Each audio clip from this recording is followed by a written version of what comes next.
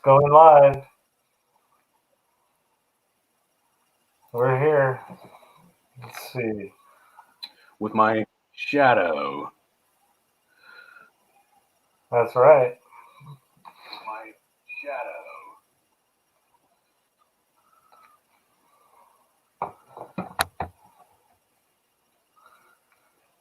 All right. So far, no one yet. I can hear you.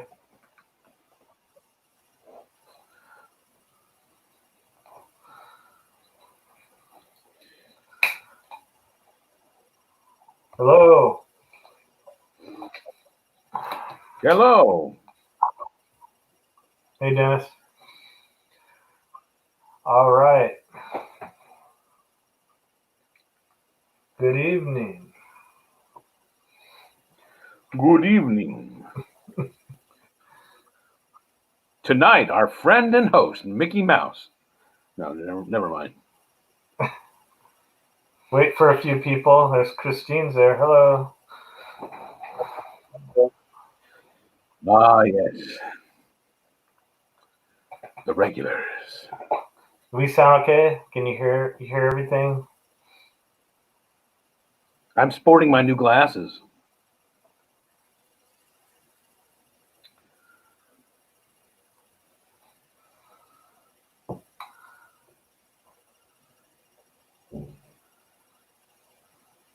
Okay, good.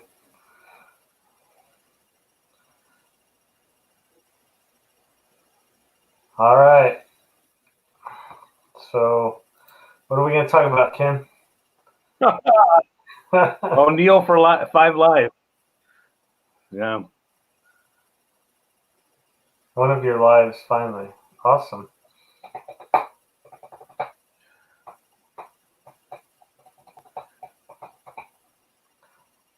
So,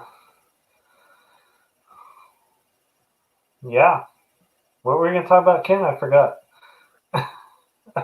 I thought we were going to talk about our rhubarb pie recipes. Oh, that's right. Okay. Oh, look at that. John Rodriguez has showered. It's a requirement that people have to shower before they can join us. Then why didn't you, Ken? Well, I have an exception because I'm one of the hosts. Oh, all right, all right.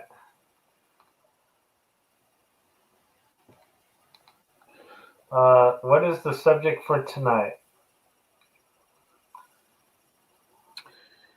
Well, I thought we would talk about gardening techniques. Which techniques? Gardening? Gardening. Hi, Stephanie.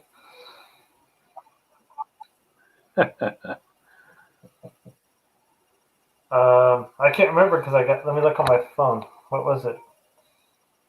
You had sent me a thing earlier. Well, yeah, I told you we should talk about the origins of the podcast and Oh, yeah. what people want to, what suggestions they have and stuff like that.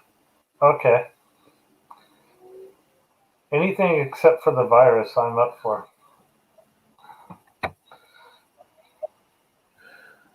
What virus? All right. So you want me to say how the podcast got started, or you want to know how they? Well, I wasn't there when it started, so I'm a late addition. I'm the new guy. Oh, okay. So you want me to go back to the beginnings?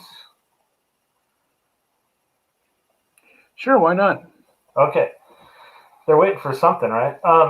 So, hi, Miguel. So when I quit Disneyland in 2007, I moved to Utah, and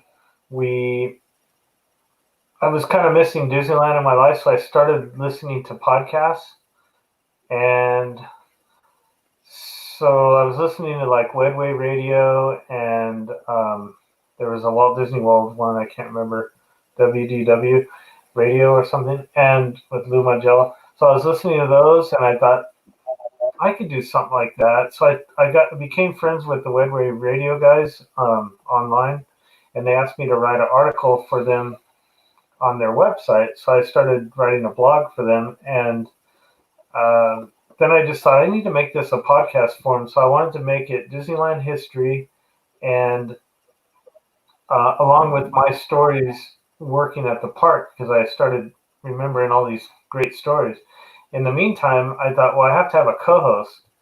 So I asked Ken, and he denied the first time because I didn't offer enough money. So, so then, no, he didn't have enough time going on. He had a lot going on at the time. So I asked another person that I worked with, who was Laura, to join me in the podcast, and she did almost 100 episodes with me. And then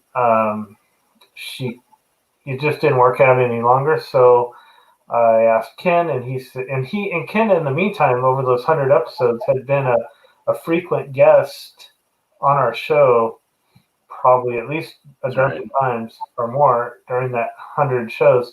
So then Ken became a permanent guest on the show, and yeah, so that's kind of how that got started. He came in around episode 100, and we've been going almost 300, almost 200 now with you. Yeah. So yeah. And here you said it would never last. Yeah, everyone said it wouldn't last. We sure showed them, didn't we? Oh yeah. So, anyways, it seemed like I wanted to be more history, and we've kind of gone away from that a little bit. Well, we always talk about history, but we used to just be us doing the show, and a guest was like maybe every now and then, and now it seems like we've had a guest every show. So when we don't have a guest, people ask, "What's wrong? Couldn't get a guest?" You know. So yeah, I'd like guests. They're popular. Yeah, I like getting guests, but I also like it when it's just us too sometimes. Yeah. I mean, and we used to have somebody else read news, right? There used to be someone else who would do news, and then yeah, we had Tommy doing the news, and then he had a lot of commitments in his life, so he couldn't do it any longer. But we didn't start off doing the news. So I started. Yeah, then you started doing it. For now. Yeah. That's right. Until you replace me. Yeah, that's right. I know you're just waiting to replace me with Katie Couric. Yeah. Probably. It's an old reference. Never mind. Oh. We have a question coming up here because there's a little delay. It shows up on my phone, and then there it is. Someone, O'Neill for 5 Life asked, you have had some amazing guests on. How did you get some of the big names? I think that we kidnapped them. It was blackmail, wasn't it? No. I think I don't know. I just remember talking to different people and just networking on the interweb. Yeah. Remember how? I know that we got Garner Holt, who I thought was our first pretty big guest. I was excited, and that came about by I can't think of her name now. Her husband wrote. It was Carol Mumford, wasn't it? Yes, Carol Mumford, and I don't remember how I got hooked up with her. Man, I don't know. I think she was doing work for them. Yeah, that's how she hooked me up with Garner Holt, but I don't remember how I got in contact with her. But yeah, so he was our first big guest, and then I think we had. I don't know. I just started asking people online. I mean, you figure you might as well ask that they could say no. So I started seeking out different people on Facebook and Twitter, and just asking them. if they'd like to come on. I think we had Mark Silverman was one of our other guests in the beginning. Then we had Bob Gurr. And I think part of it had to do with the enormous spread of food and drinks that you would provide. For sure. That had a lot to do with it. That had all to do with it. Yeah.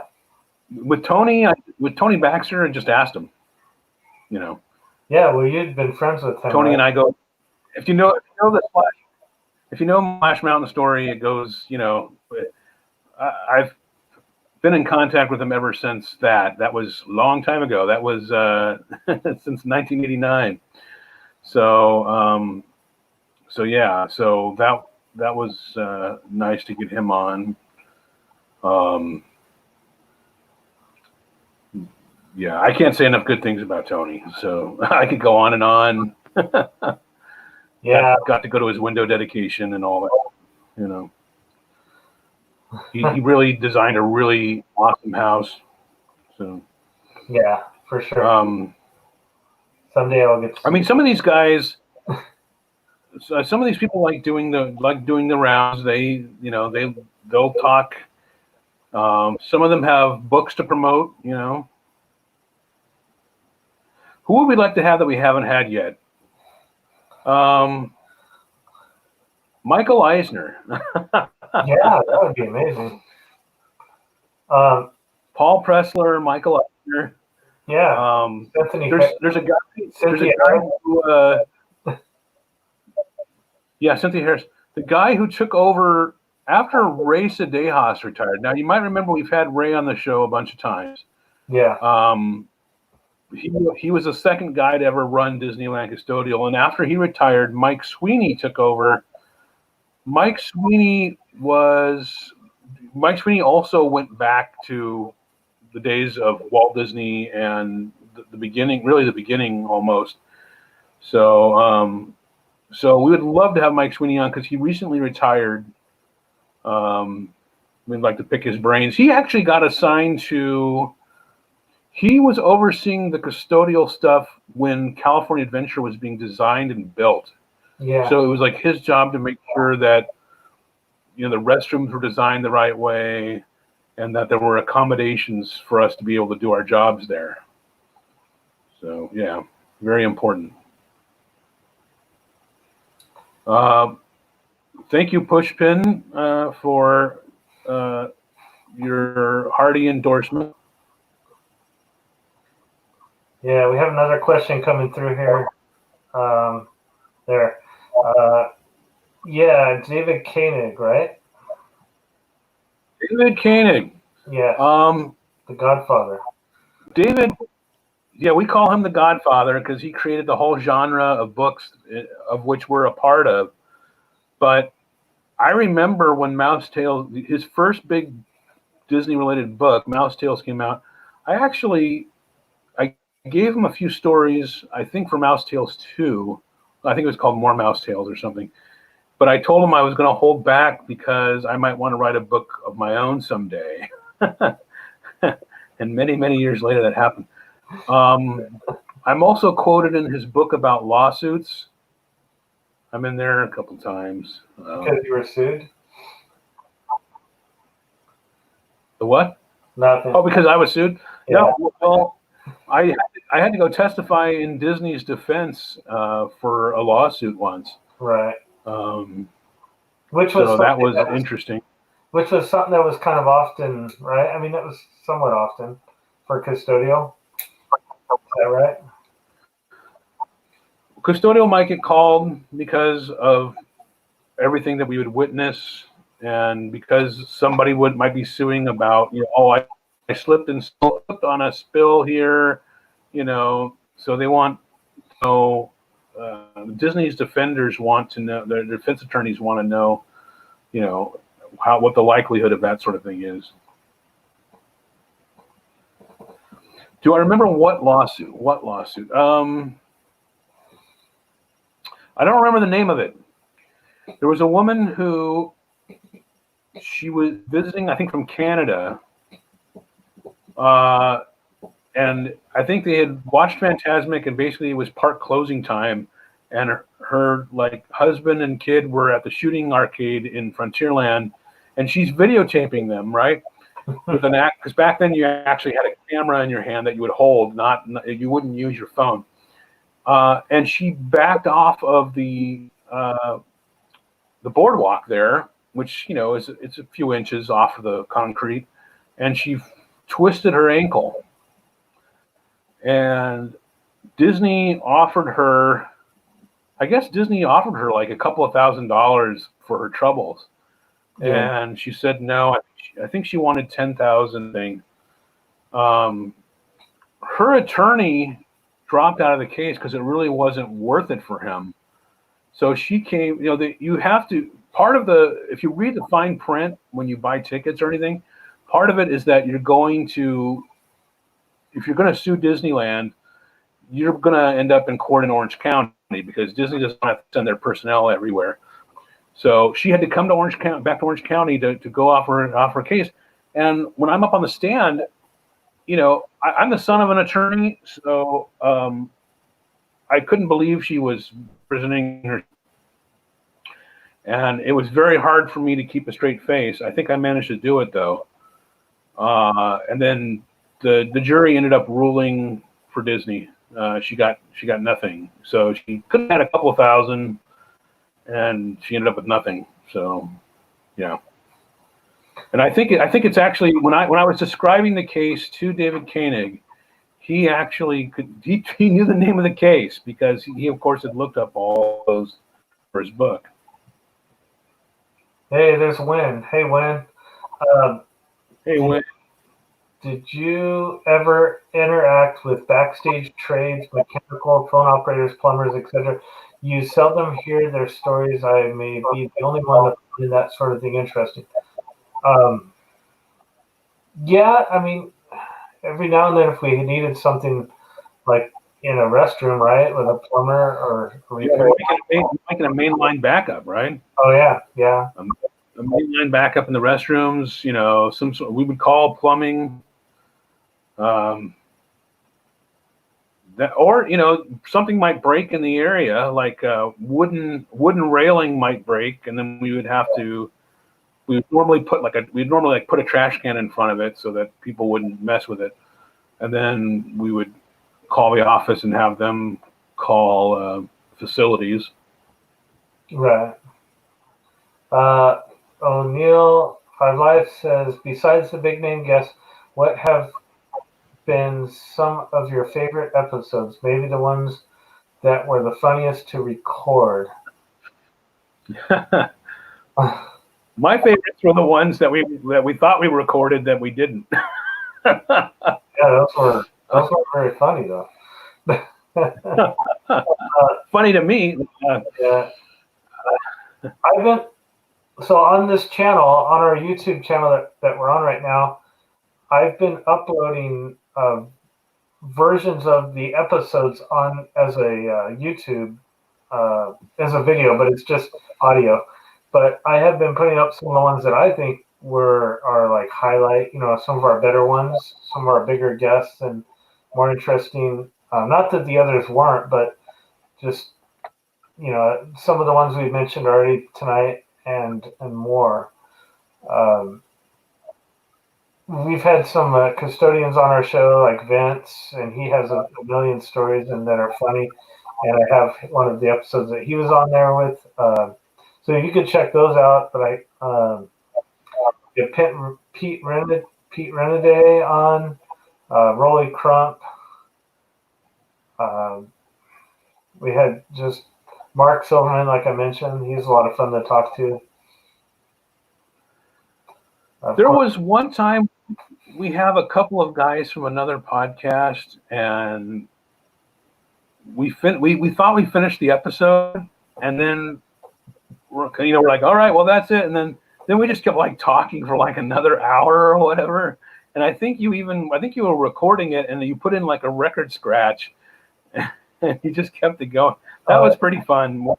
Yeah. When you have people that they're not necessarily big names, but you guys can trade stories about something, and talk for a while. That's pretty fun. I have to go through the list sometimes and look at all the episodes. I have this paper here and I wrote them all down of the ones I want to upload on YouTube. And I thought, oh, yeah, I forgot about those because we've done so many. I mean, we're at the next episode would be 282 or 3, right? Can you believe it? No. Hi, John. John asked, do you have a lost episode and has it been found?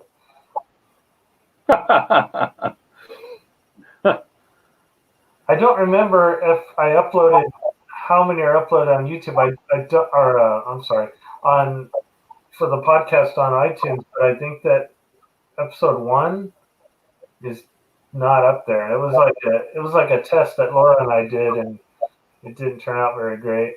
So I don't know if I'll ever put that one out. Maybe I did. I don't remember, but it's not on iTunes.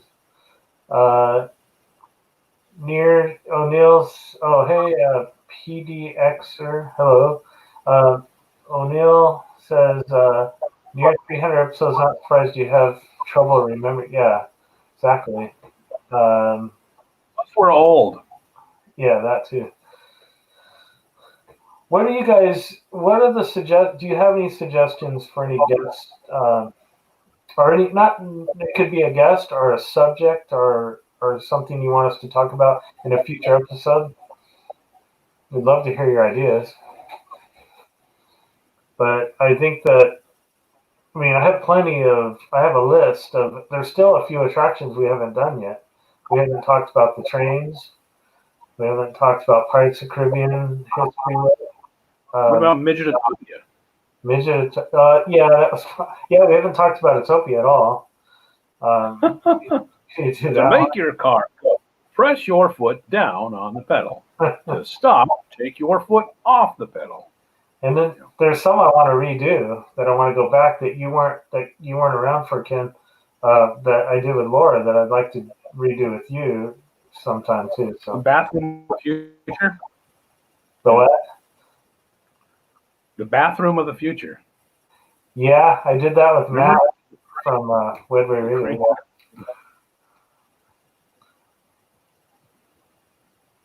Yeah. We have a suggestion. There's a lot to cover, I would love O'Neill said, I would love to hear about Midgetopia, the Phantom Boats, and House of Future. Yeah, that would be a good one. House of Future we've done. We could redo that. The House of the Future. Actually, O'Neill, your suggestion right there, the attractions that aren't there anymore, I think that's coming up with a familiar guest on our show. Yeah. Yeah. 2 more episodes, I think. I was thinking about that recently, the attractions that aren't there. And it's kind of like how much is there really that's gone that wasn't somehow semi-duplicated? I mean, I don't know. There's just, like you look at Walt Disney World and they took out the Skyway, but now they have the Skyliner, Yeah. John wanted to know, would really like to find out why the rides go down and what they actually have to do to get them back. You mean like during the day? I assume is what he's saying. He's talking about like 101. 101 or 102 or 103. Well, I think a lot of it is the computer, like the cars get backed up, right, Ken? Like if the computer shuts it down, if the cars, like if riders are taking too long loading or unloading, right? Yeah, it depends on which attraction it is. Like for instance, like you're talking about like Pinocchio or Snow White, the Fantasyland ride operator has to get people loaded in and dispatched, and sometimes it just backs up too much, and then boom, off it goes. They depending on the ride, they'll have to, like some of the attractions, they'll have to go through and reset everything. Like, I mean, I can tell you exactly for Splash Mountain because I actually sat there as a guest through a lot of the 101s, Yeah. depending on what it was, they might turn off the pumps and let the water drain out. So they could, if it was something mechanical, they had to fix. Then they have to start the water back up and wait for it to stabilize, and then they reset stuff like, okay, we're going to reset. They go backwards, reset the station approach, reset the finale approach, reset the lift 3, or I guess what they call it, lift C for the final drop. They have to go backwards and reset everything before they initiate ride start. And then once that works out for a while, they have to, then they can turn the show on and everything.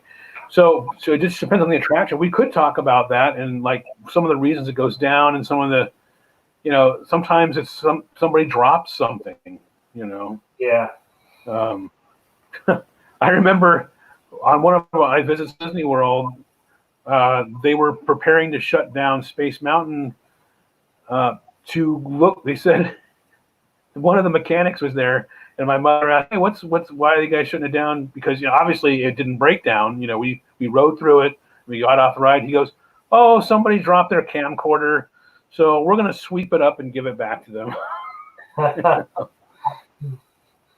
Let's see. We missed a few here. Haunted Mansion is popular. Any stories? We got a lot of stories from Haunted Mansion, don't we? I think that the one that came to mind first was at night we'd sometimes get to walk through the attractions. At that time, I don't think they can now, but and we went through and we looked at all the change because people throw change everywhere, and then we walked over the wishing well and we threw it in at the end of the night. But walking down in the ballroom scene and walking through the attraction was really cool, seeing it up close. I know you've done that too, Kim.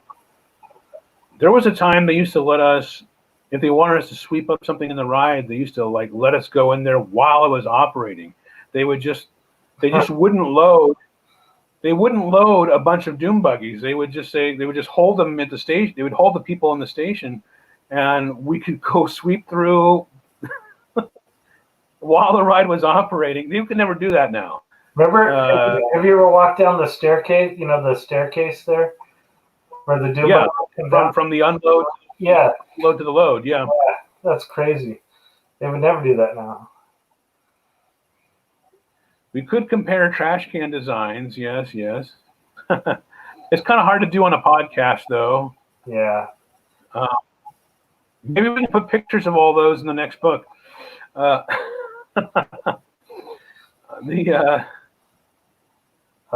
see. I would love to hear about Big Thunder Ranch. I never experienced that land. The pirate ship where they sold tuna sandwiches. Yeah, that's sorely missed. Is the Chicken of the Sea. The pirate ship. Oh yeah. Stephanie said, yes, Fantasyland dark rides need to be resent after a breakdown, usually due to a slow guest. Sometimes you have 30 seconds for someone to get on. So Stephanie was a guest on our show, about a month or so ago? She was a Fantasyland Attractions cast member. Actually, haunts in the park. Lynn that story's in our first book, and Lynn's told it here before, I think. Did I tell it on the? Yeah, I told it on the podcast, but yeah. Anyways, yeah, you could read it in the book, or I don't know. I don't want to tell it again right now. Are we working on another book? No, we're not. We are not actively working on another book. Not yet, anyway. We still have to record the audio book.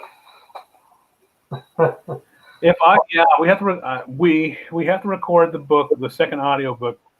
I would actually we could do a third book if we could actually get Mike Sweeney, who I was mentioning earlier, and if we could get there was one of the women who eventually became a manager, because custodial used to be all male, right, except for the restroom patrons. But one of the women recently retired. And her husband actually works night crew, so I'm sure they've got stories. And I think he just retired. He retired after her. But if we could talk to them, I think we would have a third book.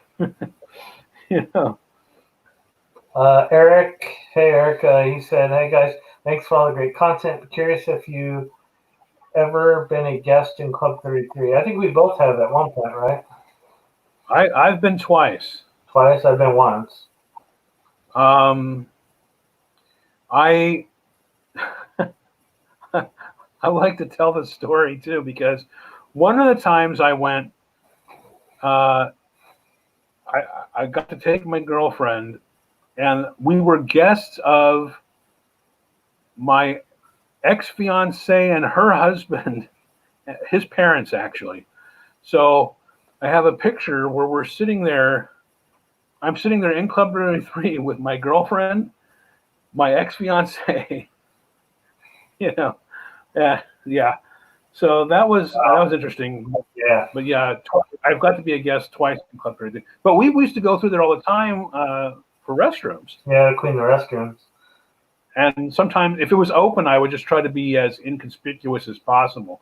But if it was closed, you could just kind of like, you would just walk in and you could look down the hallway or whatever and just take a look. I think I was a guest there because I worked at a real estate office, and someone found out that I was a Disneyland fan and asked if I'd ever been to Club 33, and they said they knew a member when they could hook it up, and they did. And so I took my wife. Well, she wasn't my wife at the time, but we were dating. But we went, and it was fun. Yeah. Is there? Yeah. Stephanie's asking if there's any advice we could give to a new custodial cast member, and what would it be? That could be a whole other book. Oh, but things have changed so much too, right? Yeah. That's what we hear. That's what we hear from our friends who still work there. That it's changed a lot, and apparently some people who did what we did, who left, and like there's people who left and went back, and some of them didn't last very long after they went back. They didn't like it. I think that has more to do with leadership in the department and the park and stuff. But O'Neill, how did I get you excited? Anyway, so the advice to a new custodial cast member would be, well, one thing I did is I decided I was not going to be a fiddler crab. I decided I was going to learn to sweep with both hands. So I would switch my pen and broom from one hand to the other. So sometimes you'd see me sweeping with my left hand, sometimes you'd see me sweeping with my right hand, because I figured I don't know how long I'm going to be doing this, and if I'm doing this for like 5, 10, 20 years, I don't want to look like a fiddler crab. So that worked out pretty well for me. Of course, the pans are lighter now. That's one advice. The other advice is to any cast member really, is show up fairly regularly and don't steal anything and don't assault anybody. And if you stick to those rules, you'll probably never get fired. But yeah. Oh, he said they said because they mentioned something about your next book. Oh, well, thank you. What do you miss most about the parks, and what do you not miss at all? I miss being in the park regularly, being around some of the cast members. Some of them I don't miss at all. Some I do miss. No names. Let's see, Christine. As a guest, is there an unusual noise that you have to hear at the parks? Here at the parks. For my family, it has to be the chain release on Pirates. The TikTok of Small World. It's weird, before the park opens, you can hear some of these noises much further. But I wanted to go back to O'Neill's thing about working. What do I not miss? Oh yeah. I wanted to answer that. Yeah. Well, being a fan, I miss being able to be there, Yeah. you know, working in the middle of all of it, because I never stopped being a fan, you know, and I miss that. I miss being, you know, being able to stand there in the middle of it all and help make people's experiences great, and you know, getting to do like the discounts, you know, and the exclusive merchandise and the exclusive events. I Yeah. mean, for a fan, it's a great thing. What I don't miss being constrained in what I can, in my opinions about the place, because you know, like for instance, the books never would have happened if Disney had hired me. And believe me, I tried getting career positions with Disney. If they had hired me, then I couldn't have written the books, you know, with Lynn. I couldn't be doing the podcast. So I don't miss those constraints. So as far as unusual noise, I can't think. you know, there's so many. There's the train whistles, the Mark Twain whistle, the sound of the Splash Mountain logs as they top up at the top of the Chickapin Hill and start sliding down. By the way, if you hear the rumbling of the logs going down that drop, it's because they're getting air.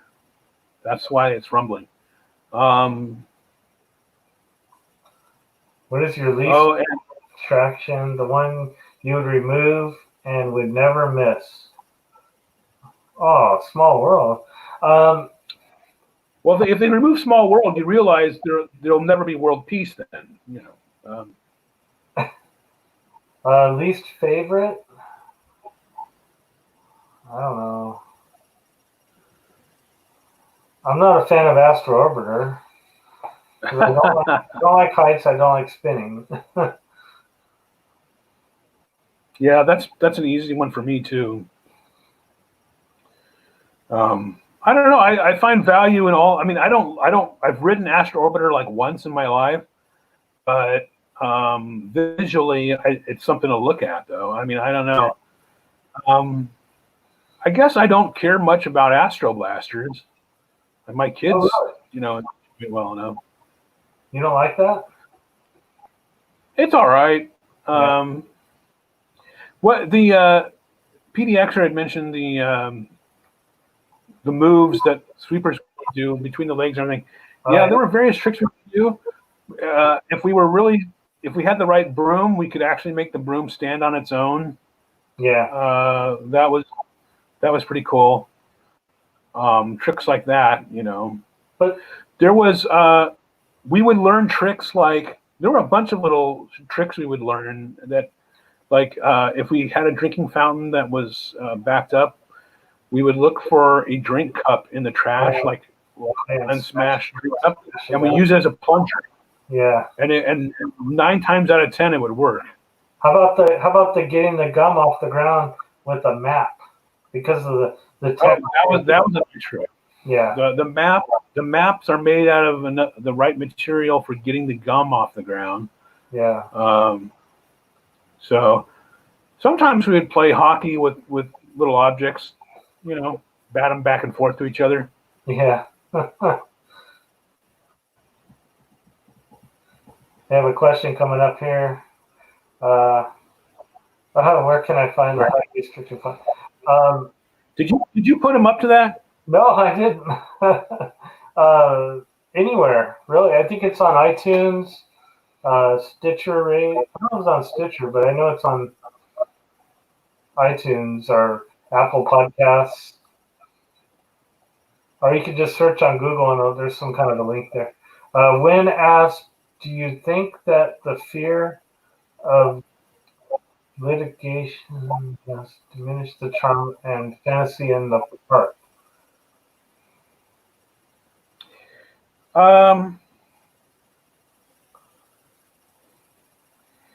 I think there's. I think that it does have a. Go ahead. Fear of litigation does have a negative impact. I think a lot of times there's been some good workarounds. Some of there's stuff that we don't even know about that they haven't done because they decided they just couldn't risk the litigation.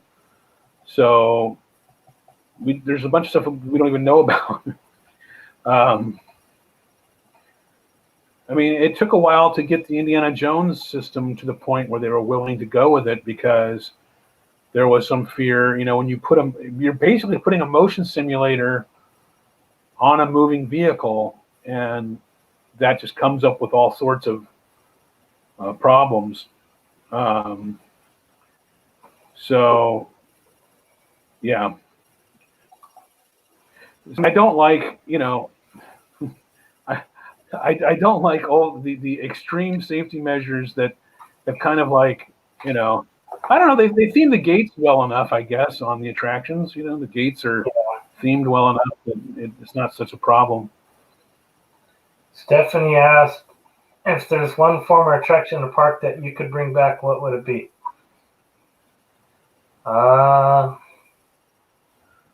Country Bear Jamboree.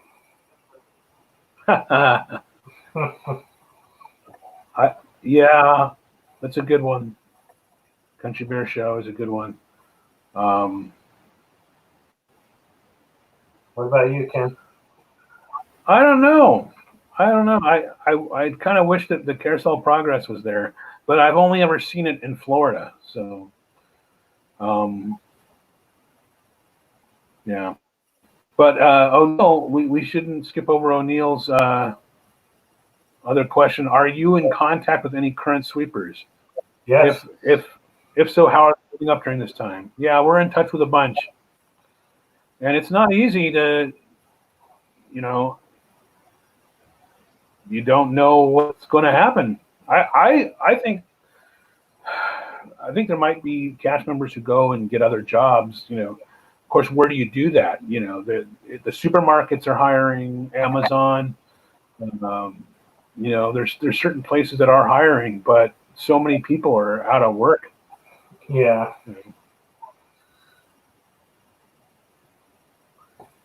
I guess they're doing fine. It just, they still have their insurance and stuff. But what would you guys do at the Dream Theater? Is that the Fastland Theater, you think, Ken?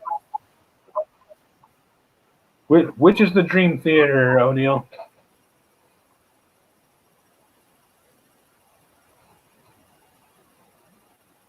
I think he means Fastland. I'm not sure. Or Magic Eye. They still call it that? I don't know. I think theaters serve a good purpose, but I'm not a real big fan of shows in the park or parades. But, the one where they used to show Captain EO. Yeah. Good question. Turn it into a shop. No. You know what? Seriously, what I thought they should do, and if you've ever seen Terminator 2 3D. Oh yeah. They were actually. I was interning for a company. It was called Landmark Entertainment Group. It used to be the largest independent theme park design firm out there. When they were installing the original show for that in Florida. And what it is it's a 3D show, but it ends up, the third act uses 3 screens. Plus it's an in-theater stunt show. So what I thought is they should use that theater. They could do some sort of Jedi show, not Jedi Training Academy, but like a 3D movie and stunt show that focuses on Jedis. I thought that would be, of course, now you could probably build one of those, at Galaxy's Edge, but I think that'd be a good use for it. Yeah, I don't know. I like that idea, but I don't know. Thank you. Ryan Albertson says he finally read both books last month while waiting for his wife to give birth. Well, you probably had the less pleasant assignment. You had to read our books while she was laboring away. Well, thank you for reading them.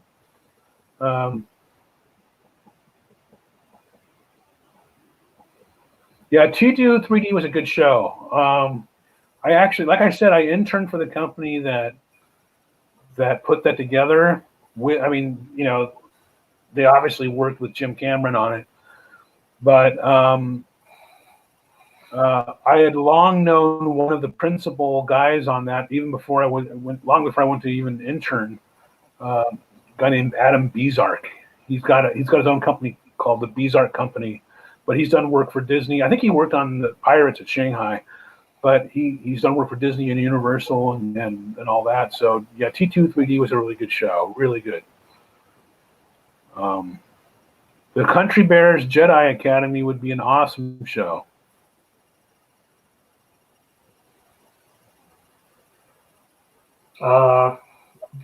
When asked if you instantly had no money worries, would you work in the park again? So I realize Lynn is in another state, but if you were local, I think so. Yeah. I've talked with other people about this, other former cast members, and they agree. If we could get the compensation that we were getting now, and work at our old jobs at the park, yep, we would.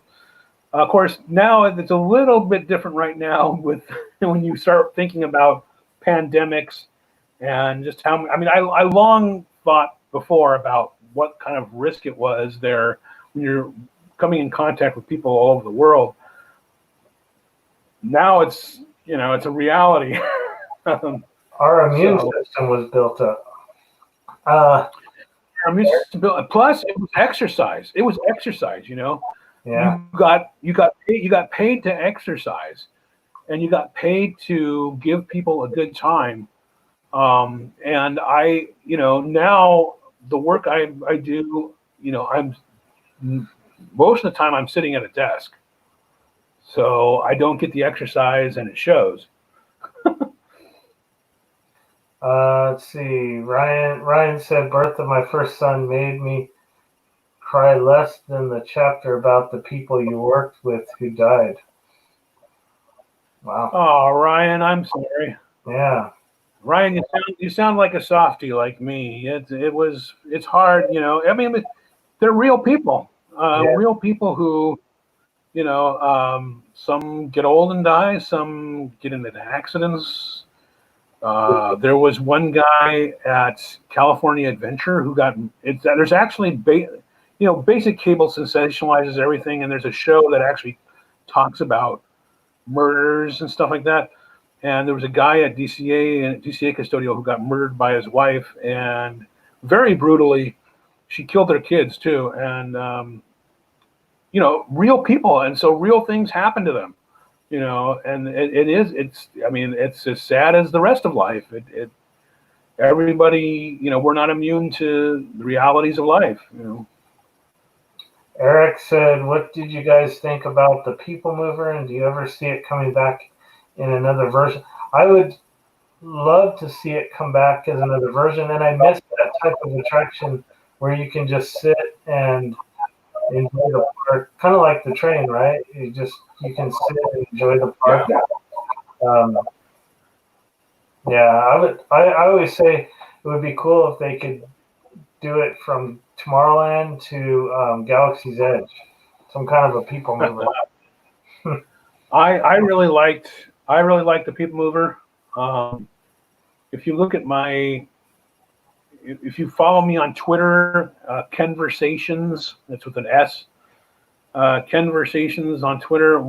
My picture on there is me on the People Mover when I was like 10 or something. And the funny thing is, like in the background of the picture, there's a bunch of sweepers grouping in Tomorrowland. There's a bunch of sweepers grouping around, as if they're just goofing off or whatever. Yeah. But I love the People Mover. I think it'll come back. I think they could bring it back, but I think as an actual transportation system. like maybe from parking or from the hotels or something. It needs to be an actual transportation system. Yeah. Maybe use the Walt Disney version. PDXer asked, you guys once talked about Popcorn Alley. Wonder how the Disneyland animals are doing. I thought about that, about how the cats and the ducks, and they're probably like, what happened to all the Yeah, people? I think. Can you imagine if you open up they should have it if you open up the Disneyland app, you should see a bunch of cats running around is what they should do. But yeah, no, you can. I don't know if anyone's going around. I wouldn't be surprised if somebody's going around tossing around food. Like, yeah, I know somebody from facility. Yeah, maybe they are. Because what you don't, I mean, they like having the cats there, and you don't want the cats to like start looking for other places to go. Yeah.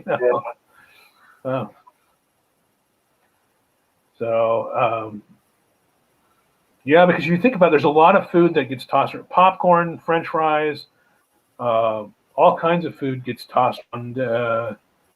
Even bits of like hot dogs and stuff like that. I mean, yeah. So those animals are often well fed. Yeah. And unfortunately, there's birds of prey there, and so a lot of ducklings would get picked off by the birds of prey. So that's always, when a kid sees that, and you're like, it's the circle of life. Let's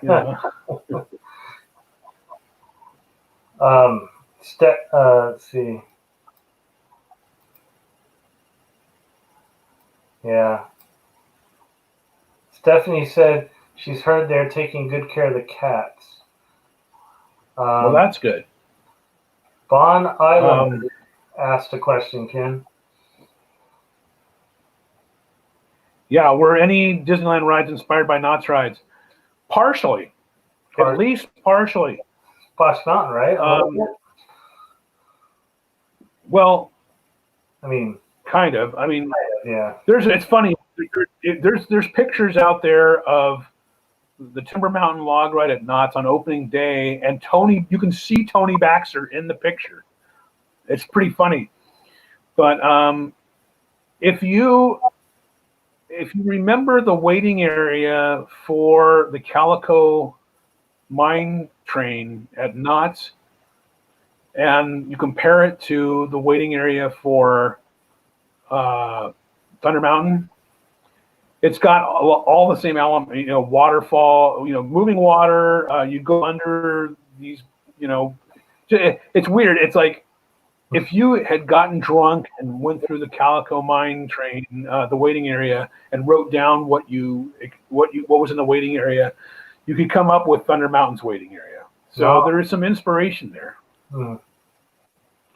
And that's on purpose because, of course, Thunder Mountain, again, Tony Baxter and his childhood and stuff and youth with Knott's Berry Farm, as well as the orchard. Christina asked, aside from popcorn, is there any other foods that are a pain to clean up? Cotton candy. Oh, yeah, cotton candy. Of course, for years they didn't sell cotton candy at Disneyland, and then they decided they were going to add it. Probably Mickey bar. There were these. The lemon. I was the Mickey ice cream bars. Frozen lemon drinks because they get sticky really fast. Oh, lemon quench, yeah. Yeah. Lemon. Well, the carts would leak. The carts would leak, and it would just smell awful. Yeah. And it was bad. They used to have a cart up there near the Thunder Mountain exit, and it would just run down the slope. But there were Mickey ice cream bars that were like vanilla with a chocolate shell, and I don't know what they made it out of, but when they would fall especially back when it was smooth slurry on the ground, it was so oily and slippery. It's like the worst. Churros are great because all the churros leave behind is a little bit of churro dust, and that's about it. Yeah. But yeah, cotton candy and yeah. Yeah. Trying to think anything else that.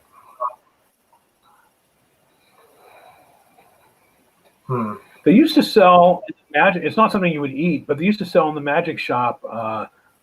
They'd call it like Mystic Smoke or whatever. It was an oil, and you'd put a little bit on your fingers, and then you'd rub your fingers together, and it would create quote unquote smoke. It was just that stuff was nasty. And then if somebody just wasn't thinking, they would just get that all over everything. That was a pain to clean up. Yeah. Well, we got a couple more minutes. Any last questions? Any last requests before it's the end? The end.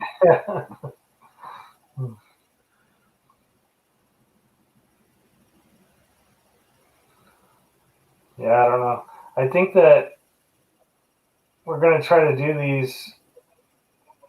Like I said before, we're going to do them once a month, but during this stuff going on, coronavirus, we're going to try to do it every other week. So our next one will be on May 1st, I believe. Well, we have to, if people are a captive audience, it's great to have people who have nowhere else to go. So. Yeah, we need to get more people.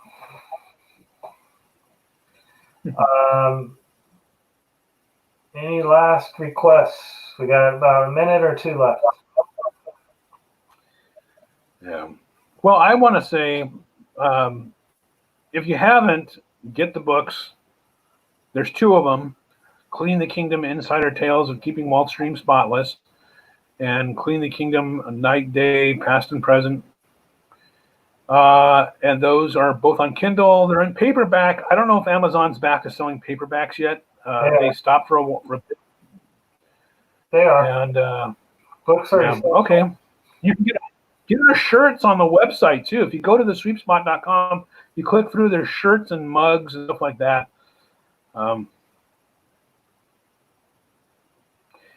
And thank you, O'Neill, for noticing our positivity. Yes, thank you. Let's see. What is the first ride you're going to go on when the parks open? Oh, the next time I go? I don't know. For my son and I, it's a tradition. We always go on Big Thunder first, but yeah, I don't know. I'll probably go on the new Berry Tales ride. Oh wait, that's at Knott's. Oh. Get them out of here. Thanks, Stephanie. Thanks, PDXer. Thanks, Christine. John, thank you.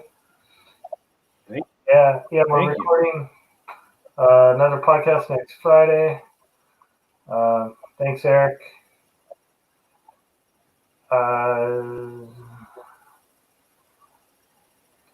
Yeah, we someday we'll do a show maybe on Knott's Berry Farm and the connections with Disney.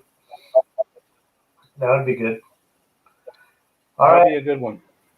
I think we're gonna go, but thanks everyone for watching, participating. Tell your friends about it, and that's it. Thank you, everybody. Now it's time to say goodbye to all our company. Bye. Talk to you next time.